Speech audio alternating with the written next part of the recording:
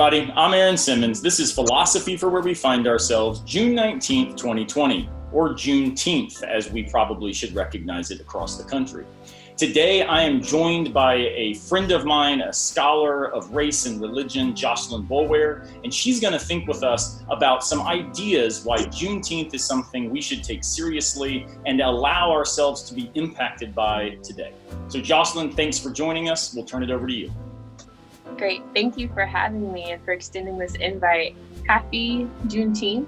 Seems like a weird thing to say, and yet it is a very happy celebratory day. My first thought is this: Juneteenth in part is about forging this more perfect union every single day.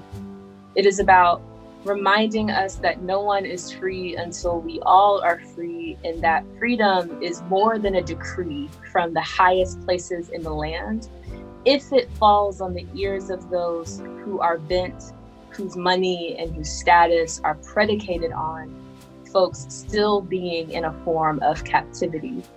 To that end, I think today is calling us to either commit or recommit to doing this work of uprooting the ways we understand suppression, oppression, incarceration, and policing as obvious in the land of the free. If there's anything that philosophy reminds us, it is to interrogate what we think is necessary, to interrogate what we think is obvious, to get to somewhere where something is possible. To my second point, we are reminded today that emancipation does not equal freedom. I was just at my grandmother's house actually having this conversation with her at 83 years old, and she, in a spontaneous moment, said, yeah, just because Lincoln signed the Emancipation Proclamation doesn't mean that folks were free. And so emancipation and freedom is a false equivalency. When Lincoln signed the Emancipation Proclamation into effect on January 1st, 1863, the enslaved in Galveston, Texas were technically emancipated. They were free. Yet, until the news of their already granted freedom arrived to them, they were still enslaved. So I think this makes this idea that Ella Baker, who is a mother of our activist movement, when she in Ella's song says, "We who believe in freedom shall not rest until it comes," this idea is made even more salient, and it makes us ask, how are we being bearers of and a witness to what we imagine freedom to look like? It reminds all of us who are even remotely interested in ethics, whether they be normative, theological, any sort of ethical branch, it reminds all of us to keep a decolonized imagination as central to our ethical toolkits as we dream of and work toward the community in which all of us are beloved. And finally, if I'm being really, really honest with you, I sent this text this morning with this exact wording, and it says, I'm going to read it here. So tell me, is it bad to not want to be super intellectual about Blackness today in celebration of Juneteenth? So many people in my digital space are posting so many things, and it's too much. Is it enough to live in and love on my Blackness today? End quote.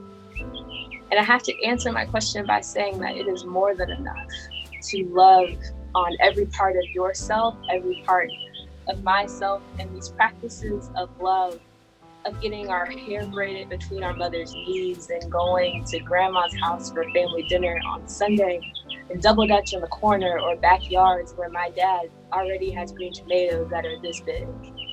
These are the practices that have been passed down for generations that are a witness to Black folks' resilience.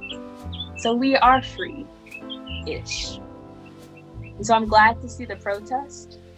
And I offer today that today is another great day to see Breonna Taylor's murderers arrested.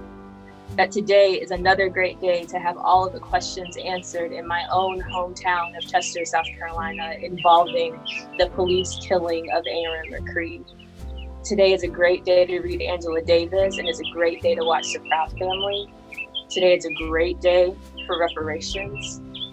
Today is a great day to express hope as a spiritual practice.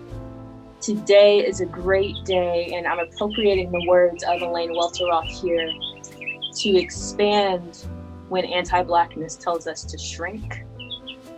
Today is a great day to note that Black Lives Mattering is the minimum.